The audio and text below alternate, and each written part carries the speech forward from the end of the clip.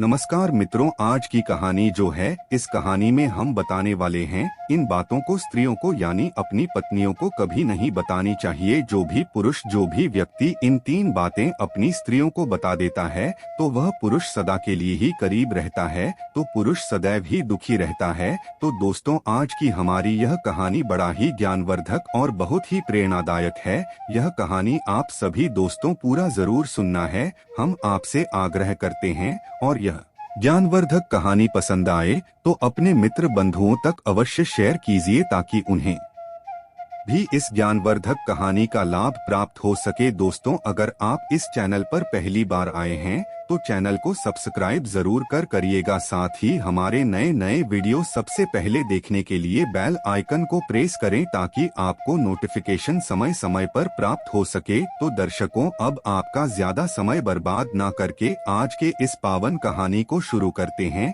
चाहे मर जाना, लेकिन इस कहानी ने बताई गई इन 3 बातों को स्त्रियों को भूल कर भी मत बताना। दोस्तों, एक नगर, एक राम गोपाल नाम का एक व्यक्ति रहा करता था। गोपाल मन से बहुत ही बोला था और बहुत सीधा साधा था। उसने अपने जीवन में कभी किसी प्रकार का कोई पाप नहीं किया था। दोस्तों, रामगोपाल की जो पत्नी थी वह थोड़ी भुलक्कड़ स्वभाव की थी और रामगोपाल के छोटे छोटे 2 बच्चे भी थे। रामगोपाल अपनी पत्नी से किसी भी प्रकार की कोई भी बात को नहीं छुपाता था और रामगोपाल अपने घर में अकेले ही कम आने वाला था। जिस नगर में रामगोपाल रहा करता था उस नगर में सबसे गरीब केवल रामगोपाल जी था। उसके अलावा उस पूरे नगर में कोई भी उतना करीब नहीं था। दोस्तों, हर कोई रामगोपाल की पत्नी और रामगोपाल के गरीब होने के कारण उनका मजाक उड़ाया करते थे। दोस्तों, रामगोपाल के गांव में जो बड़े ब्रेसलेट थे उनके यहाँ नौकरी किया करता था और उनकी गायों को चलाया करता था, उनकी गायों को चलाता था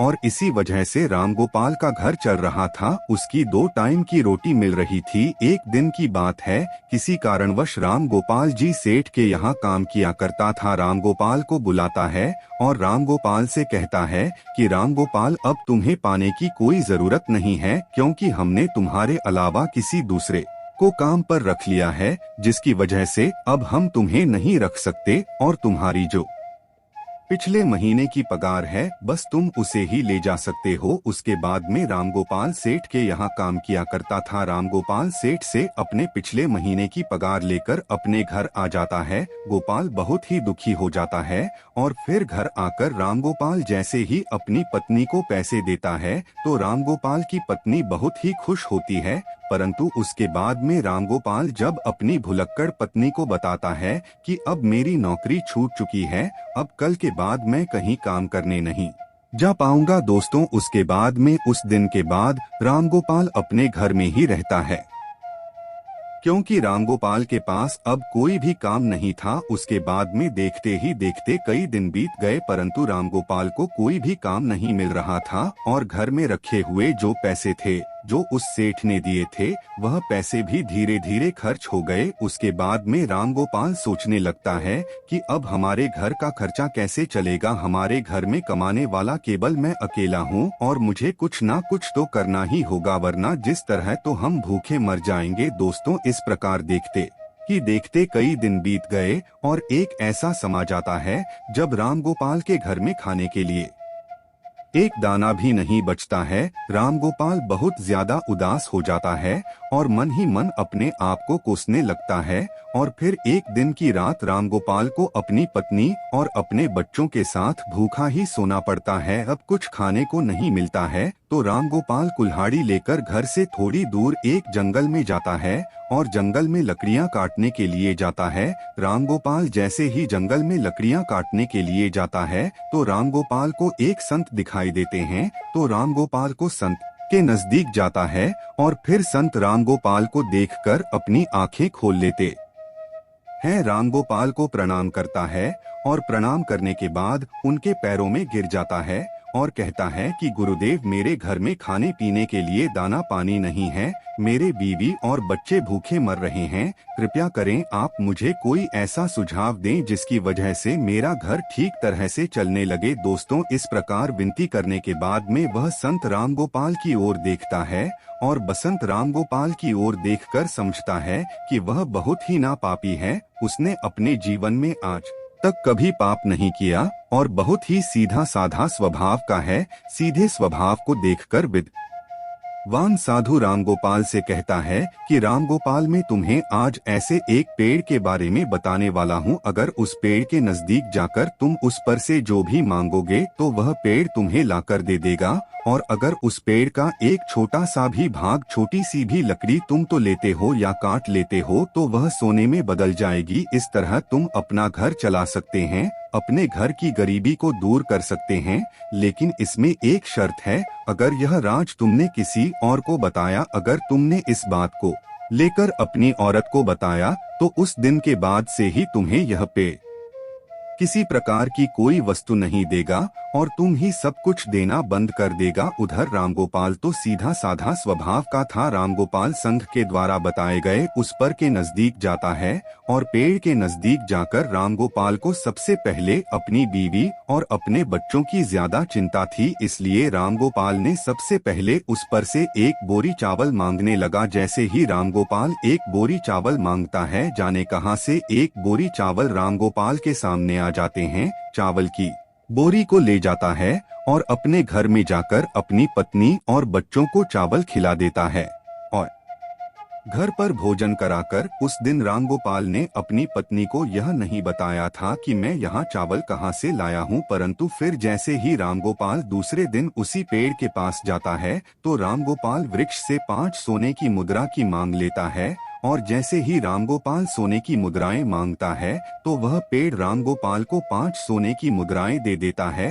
रामगोपाल 5 सोने के सिक्के पाकर खुश हो जाता है और अपने घर को आ जाता है। घर आकर रामगोपाल अपनी पत्नी को 5 सोने के खुश होती है और उसके बाद में रामगोपाल अपनी पत्नी को सारी बातें बता देता है, क्योंकि रामगोपाल की पत्नी ने जैसे ही रामगोपाल के हाथ में 5 सोने के सिक्के देखे तो वह रामगोपाल से पूछने लगी कि तुम यह कहां से लाए हो। तो रामगोपाल अपनी पत्नी को सारी बातें बता देता है दोस्तों को। उसके बाद में रामगोपाल अपनी पत्नी से कुछ नहीं छुपाता, मगर रामगोपाल को इस बात का भी पता था कि उसकी पत्नी भुलक्कड़ स्वभाव की है। वह सारी बातें अपने पड़ोसियों को बता देती है। मैं जो भी बातें उसे बताता तो वह किसी न किसी और को बता देती है। लेकिन उस बात को रामगोपाल अपनी पत्नी को सारी बातें बता देता है। उसके बाद में देखते ही देखते कई दिन बीत जाते हैं। रामगोपाल किसी तरह रोज 5 सोने के सिक्के उस वृक्ष से मांग कर लाने लगा।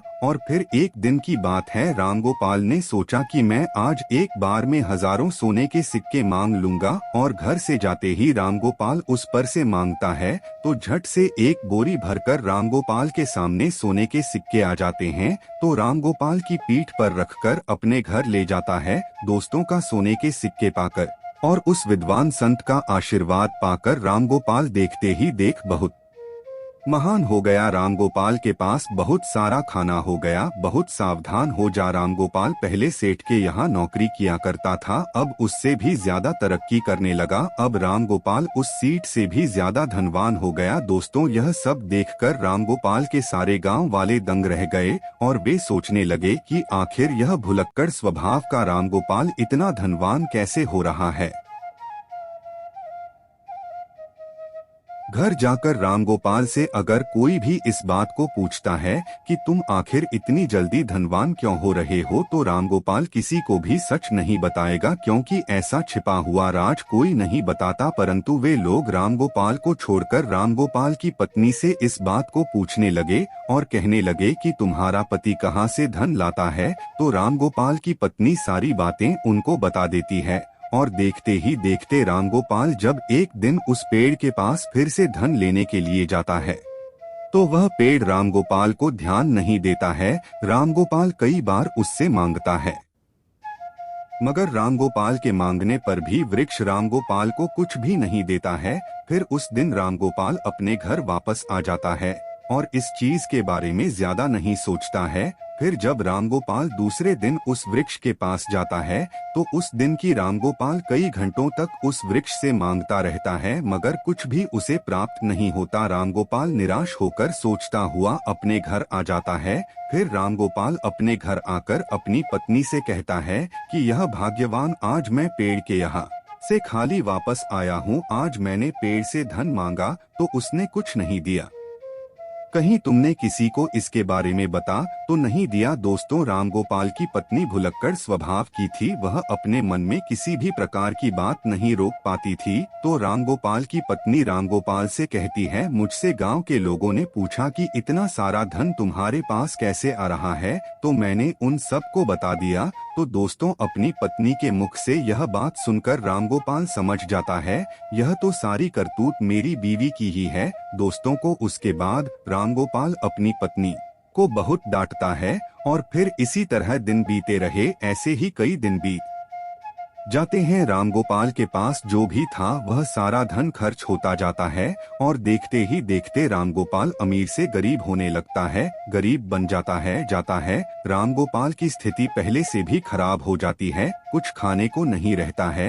एक दिन वह आ गया। रामगोपाल की पत्नी और रामगोपाल और उसके बच्चे रात को भूखे सोने लगते हैं। तब रामगोपाल अपनी पत्नी को कोसने लगता है और अपनी पत्नी से कहता है कि भुलक्कड़, यह सब कुछ तेरी वजह से हो रहा है। अगर मैं तुम्हें ना बताता तो आज मुझे यह बुरे दिन नहीं देखने पड़ते। इस प्रकार रामगोपाल अपनी पत्नी से कहता है। दोस्तों, कहा जाता है कि अब पछताए क्या होत जब चिड़िया चुग गई खेत। इस प्रकार रामगोपाल अपनी पत्नी से कहता है, मगर वह तब तक लेट हो चुका था। एक दिन रामगोपाल उसको ढूंढने के लिए फिर से जंगल में जाता है, मगर रामगोपाल को संत विद्वान साधु उसे पूरे जंगल में नहीं मिलता है। रामगोपाल को ढूंढते ढूंढते कई घंटे बीत जाते हैं और कई घंटे बाद रामगोपाल को बहुत मिल जाते हैं। संत मिलते ही रामगोपाल संत के चरणों में गिरकर रोने लगता है और कहने लगता है कि गुरुदेव, आखिर मुझसे ऐसी कौन सी भूल हो गई है जिसकी वजह से आप मुझसे रूठ गए। आप मेरे दाता हो, आप ही मेरे विधाता हो। यह विधाता आप मेरी भूल को क्षमा करें, क्योंकि मेरी एक फूल के कारण आज मेरे बच्चे भूखे सो रहे हैं, मेरी संतान भूखी सो रही है। इसलिए हे प्रभु, आप मेरी सहायता करें। दोस्तों को उसके बाद में विद्वान साधु रामगोपाल से कहता है कि रामगोपाल, अगर ऐसी बात है तो मैं तुम्हें माफ करता हूँ, परंतु आज मैं तुम्हें ऐसी 3 बातें बताने वाला हूँ और मेरी बात, यह 3 बातें किसी को कभी भी अपने जीवन में, यह 3 बातें चाहे कोई पुरुष हो या तुम्हारी पत्नी हो, यह बात अपनी स्त्रियों को नहीं बतानी चाहिए। इन बातों को अपनी स्त्रियों को बताता है, वह पुरुष जीवन में सदा के लिए दुखी रहता है, सदा के लिए जीवन में करीब रहता है। दोस्तों को उसके बाद में विद्वान संत कहते हैं कि रामगोपाल, अगर इन 3 बातों को आज से ही तुम अमल कर लोगे तो फिर से तुम्हारे अच्छे दिन आ जाएंगे और फिर से तुम्हारे पास उसी तरह धन आने लगेगा जिस तरह तुम्हारे पास पहले आ रहा था। तो फिर वह संत रामगोपाल को पहली बात बताने लगते हैं और कहते हैं कि पहली बात है, कभी भी किसी पुरुष को या अपनी पत्नी को अपनी कमाई का जरिया नहीं बताना चाहिए, क्योंकि अगर आप अपनी पत्नी को कमाई का जरिया बता देते हैं, अपनी कमाई के बारे में बता देते हैं, तुम्हारे कमाए हुए धन को खर्च करने पर रोक लगा देती है, अर्थात उस धन को बिल्कुल भी खर्च नहीं करने देती और साथ ही तुम्हारे कमाने का जरिया के बारे में पूरे गाँव में ढिंढोरा पीट देती है और अपनी तारीफ समझकर लोगों को बता देती है, जिससे पुरुष को बहुत बड़ी हानि होती है। दोस्तों, जैसे कि रामगोपाल की पत्नी ने गांव के अन्य लोगों को कमाई का जरिया बता दिया, ठीक उसी प्रकार किसी भी पुरुष या स्त्री को अपनी कमाई का जरिया और अपनी कमाई के बारे में कभी भी नहीं बताना चाहिए। दोस्तों, दूसरी बात है, किसी भी पुरुष को यह अपनी पत्नी को अपनी कमजोरी नहीं बतानी चाहिए, क्योंकि जो पुरुष अपनी पत्नी को अपनी कमजोरी बताता है तो आपको आपकी कमजोरी जानकर परेशान करने लगेगा, क्योंकि अगर आप अपनी पत्नी को अपनी कमजोरी बताते हो तो वह बार बार आपकी उस कमजोरी को पकड़ लेगी और आपसे अपना काम करवाने लगेगी, उस कमजोरी को पकड़कर आपको दबाने लगेगी। और अगर आपकी कमजोरी पत्नी को बता देते हैं तो आप अपने जीवन में हमेशा पछताते ही रहोगे। तो दोस्तों, इसलिए किसी भी पुरुष को यह अपनी पत्नी को अपनी कमजोरी नहीं बतानी चाहिए। तीसरी बात, किसी भी पुरुष को या अपनी पत्नी को अपने जीवन में हुए अपमान के बारे में नहीं बताना चाहिए। अर्थात जो पुरुष अपनी पत्नी को अपने हुए अपमान के बारे में बताता है, उसकी पत्नी उसे बात बात पर, छोटी छोटी बात पर आपके कुछ अपमान के बारे में बोलकर, उसका हवाला देकर आपको परेशान करेंगे, मजबूर करेगी और बार बार उस अपमान का हवाला देगी। क्योंकि स्त्री धर्म और कर्म से बनी हुई होती है, उनके मन में ऐसी इच्छाएं छुपी होती है और यह अपने मन की बातों को किसी और को नहीं बताती है, मगर दूसरों की बातों को दूसरे तक अवश्य ही बता देती हैं। इसलिए अगर आप अपने अपमान के बारे में अपनी पत्नी को बताते हैं तो इसमें आपको 100% शत हानि होती है। तो दोस्तों, यह 3 बातें कभी भी किसी स्त्री को अपनी पत्नी को नहीं बतानी चाहिए। तो दोस्तों, इस तरह उस विद्वान साधु ने रामगोपाल को यह 3 बातें बताएं। रामगोपाल संघ के द्वारा बताई गई इन 3 बातों पर अमल करता है और उसके बाद में अपने घर जाता है। फिर देखते रामगोपाल के अच्छे दिन वापस आने लगते हैं। उस विद्वान संत के द्वारा बताई गई 3 बातों पर अमल कर रहा था और जब अपनी पत्नी को यह 3 बातें नहीं बताता है तो रामगोपाल फिर से रंग से राजा बनता हुआ अपने आप को देखता है। तो दोस्तों, इस प्रकार यह 3 बातें स्त्री को नहीं बतानी चाहिए। दोस्तों, यह कहानी आप सभी को कैसी लगी कमेंट बॉक्स में जरूर बताइएगा। हम की उम्मीद करते हैं कि आप सभी को हमारी आज कहानी बेहद पसंद आई होगी। पसंद आई हो तो लाइक, कमेंट, सब्सक्राइब करना ना भूले। धन्यवाद।